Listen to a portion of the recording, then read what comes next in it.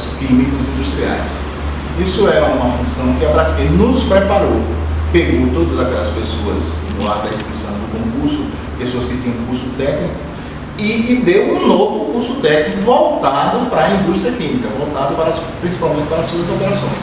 Então, o que é que faz o operador? O operador é aquele que cuida dos equipamentos, que faz as misturas entre vários produtos químicos para sair no terceiro ou no quarto. Essa é a função do operador, ele monitora a temperatura, pressões, esse é o acompanhamento que o operador faz nas suas 8 horas de trabalho, na sua jornada de trabalho.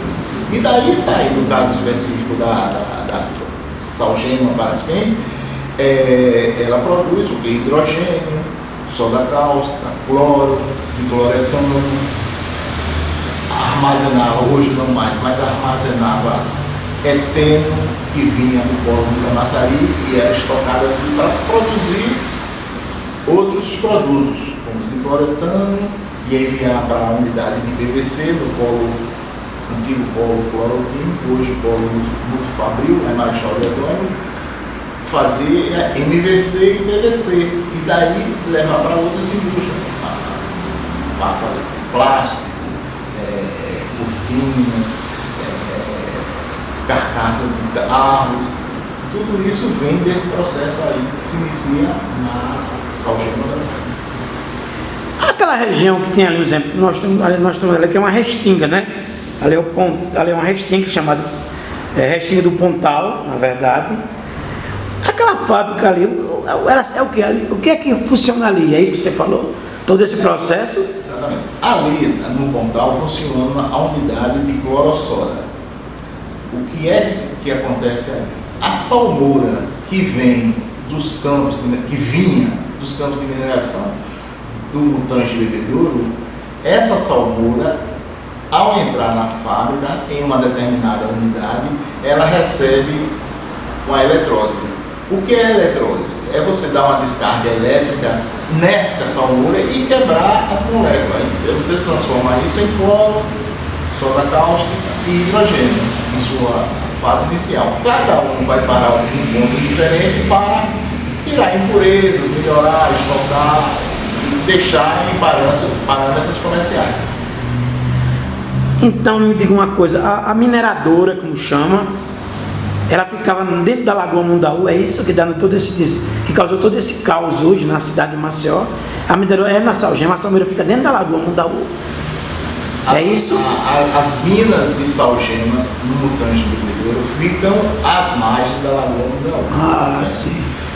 Só que alguns poços, eles são perfurados direcionalmente. Então, isso quer dizer o seguinte, ele perfura aqui, mas ele dá uma inclinação tal que ele pode ir buscar salgema lá a 1000 metros de profundidade, lá na lagoa, certo?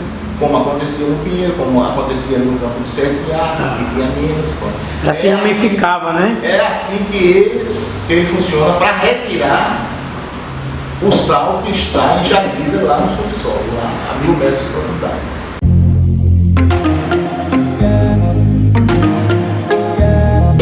A salgema começa a se implantar em Alagoas no final, eu acho final da década de 60 e início da década de 70. Começam as suas obras. É bom a gente passar para saber como é que surgiu, como é que descobriram que tinha salgema ali, né?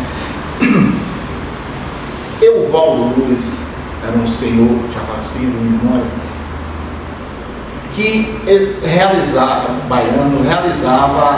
manutenção nas lâminas de perfuração da Petrobras. A Petrobras fazia perfurações em várias regiões do estado, não só aqui, em todo canto, para ver e analisar o solo e ver se havia possibilidade de explorar petróleo nessas regiões. E essas lâminas, nessa região aqui de Alagoas, principalmente ali da Lagoa, do aeroporto, essas lâminas perdiam o corte com muita facilidade. Popularmente falando, ficava cega num curto espaço de tempo. E esse Euvaldo Luz, ele se atentou para esse detalhe. O que acontece? Que a Petrobras perfura No sertão não tem problema, perfura no Rio Grande do Norte não tem problema, mas nesse trecho de Alagoas, por que esses equipamentos se danificam com facilidade? E ele foi pesquisar e foi quando descobriu. As lâminas, quando chegavam, as perfuratriz, quando chegava nessa região de sal, era aí que se dava o problema com esses equipamentos. Né? Então, aí quando ele descobriu que a jazida, ele mandou pesquisar, procurou saber e viu que essa jazida era enorme, você podia explorar isso quimicamente. Ele procura o Ministério das Minas de Energia, o correspondente na época, para adquirir o direito de fazer essa exploração. Para ver o que é que tinha, né? Que mistério era esse, né? Não, aí ele já sabia que o mistério era o salgema que estava lá, que provocava essa cegueira na broca, entre aspas, nas brocas. Então ele vai pedir uma licença ao Ministério para ele fazer a exploração. Quando ele chega lá, já descobre que a seção de direito de explorar essa região já tinha concedido a um outro empresário, não me recordo o nome agora. Mas isso chega um prazo que isso vence e o tal empresário não realizou nada. Aí ele adquire, aí vem para ele e ele começa a fazer uma peregrinação para juntar empresários para poder explorar o salgema aqui em Alagoas e montar essa fábrica.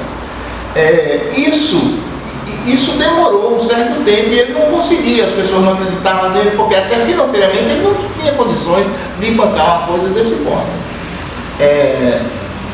Então ele põe a público isso e uma empresa internacional se interessa por isso, a Dow Química, e propõe a ele ficar com 50% das ações e 50% das ações para ele.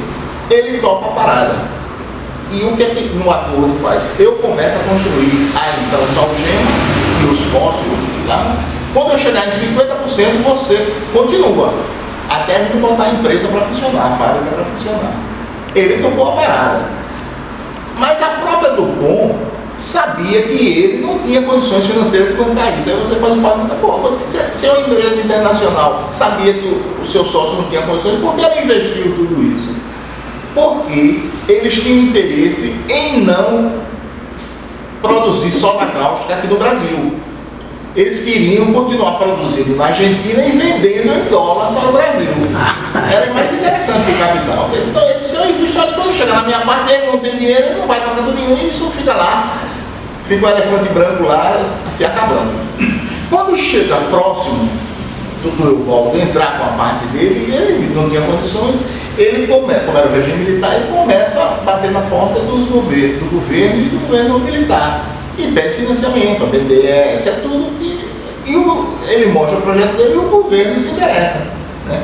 O governo militar se interessa, então vamos fazer uma fábrica lá. Isso é importante para o Brasil, porque vai diminuir a quantidade de soda cáustica que nós compramos lá fora.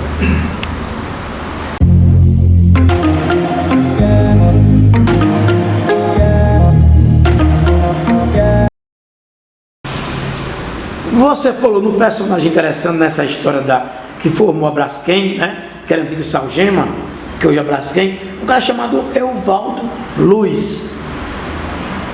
Como é que se deu esse processo, né? Você falou de uma multinacional Dupont. A Salgema na época era o estado de Alagoas. Como é esse processo aí entre o Evaldo Luiz e essa multinacional? Quando se cria a Salgema, os dois principais acionistas são Dupont e Evaldo Luiz, cada um com 50% de ações. Quando o Evaldo Luiz chega a vez do Evaldo Luiz investir para continuar a montagem da Salgema, ele não tinha capital, ele sai pedindo auxílio aos bancos e chega no governo. O governo militar se interessa, mas pega ações dele. Então, paralelo à implantação da Salgema aqui em Maceió, na Bahia começa a se fazer o polo petroquímico de Camaçari, ainda com poucas indústrias e tal, 3 ou 4 indústrias. E é quando o governo desperta e vê que isso é um nicho de dinheiro que poderia melhorar a situação do país. Trazer emprego, exportar produto e tal. e cria a Petroquisa, que é um braço químico da Petrobras. A Petroquisa pega ações, compra ações do Evaldo Luiz e compra ações também da DuPont.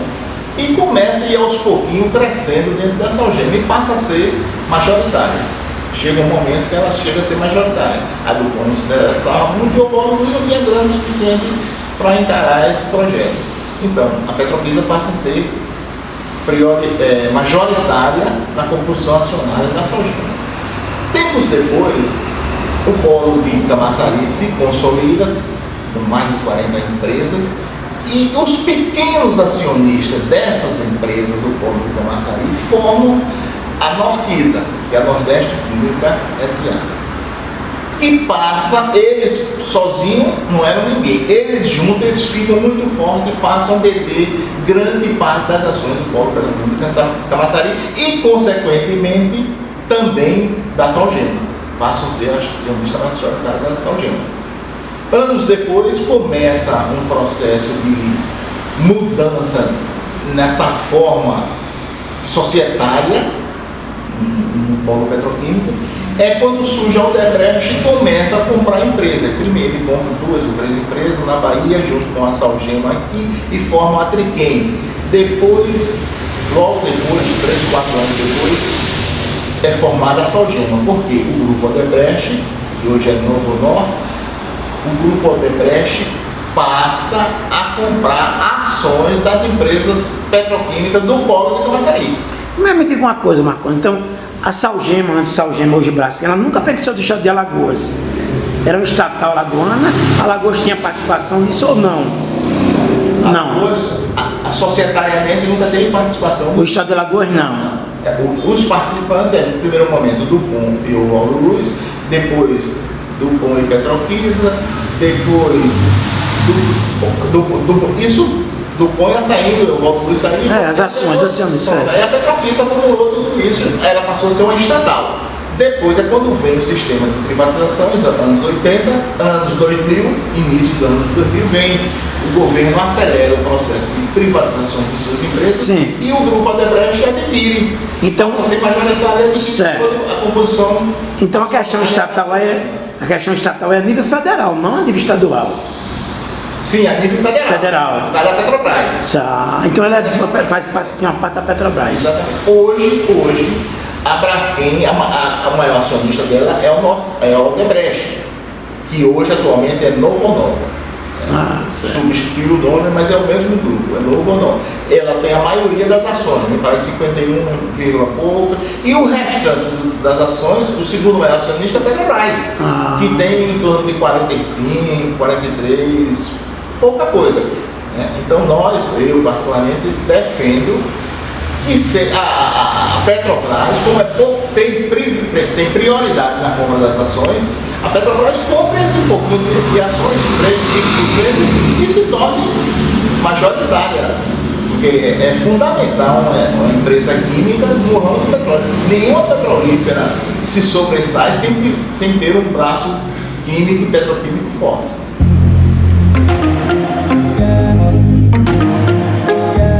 Foram uma série de fatores que contribuíram para isso. Naquela região existe uma falha geológica. E alguns desses pontos foram perfurados, ultrapassando essa falha geológica. Isso, acredito que pode ter contribuído. Mas, na minha opinião pessoal, o que mais influenciou foi a forma de exploração que aconteceu lá nas cavernas, lá a 1.000 metros, 1.100 metros de profundidade do solo. Porque eles fizeram as crateras internamente, que são crateras em torno de 100 metros, 100%, 70%, 70%, 50%, e ultrapassaram o limite disso aí. Então, para ser bem didático, essas crateras elas vão medir em torno de, em torno de 100 metros por 100 metros, por 90, por 70, por 100 ou 150 de altura. Então formam uma verdadeira caverna. Então o que é que existia lá embaixo? Lá embaixo existia uma pedra de sal, grosso modo falando. Como é que é feita essa exploração? Com água, dissolvendo essa tal pedra de sal, essa salgema, essa rocha, dissolvendo essa rocha. Então, ele injetam água, dissolve e essa salmoura, essa água com alto teor de sal, vem para a superfície e é bombeada para a empresa, a unidade de cloro-sódio que fica no Pontal da Barra. O que aconteceu nisso aí é que se ultrapassou os limites considerados de segurança. Então, juntou algumas cavernas com outras cavernas. Como temos 32 ou 35 minas perfuradas nesta região, entre o Mutange Bebedouro e o Pinheiro, desmoronou lá embaixo, desmoronou um grande espaço. Um vácuo, né? E esse desmoronamento sentiu-se na parte superior. Aí houve aquela acomodação, desmoronou lá embaixo, as cavernas, os tetos das cavernas cederam, as paredes laterais também. Então isso provocou efeito cascata até chegar na superfície, que quando houve aquele grande abalo em 2018, e que assustou todo mundo, e que foi a partir daí que procuraram saber detalhes, né, que no primeiro momento a Braskem negava, e os técnicos vieram esclarecer toda essa situação, que foi provocado por eles que provocaram, eles que tinham que assumir tudo isso aí. Isso o que aconteceu, infelizmente foi isso aí. E tem vários livros escritos que aprofundam mais isso aí, nessa geólogos, né? Biólogos, né? Engenheiros que atestam isso, né? Atestam isso, que ultrapassaram o limite de segurança da exploração.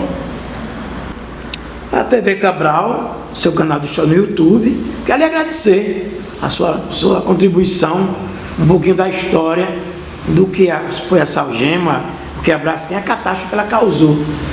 André, eu agradeço, que é uma forma da gente esclarecer a população, né, a comunidade do entorno daquela região. E para os que se interessarem, eu gostaria de indicar esse livro aqui, Rasgando a Cortina do Silêncio, que é uma discussão sobre o que aconteceu e vem acontecendo nos 5 bairros, e mais Flechal de Baixo, Flechal de Cima, provocado pela Braskem, com conotação científica, com aprofundação científica, com números importantes aqui de falar das cavernas internamente, e com uma futura, o que pode aproveitar daquela região.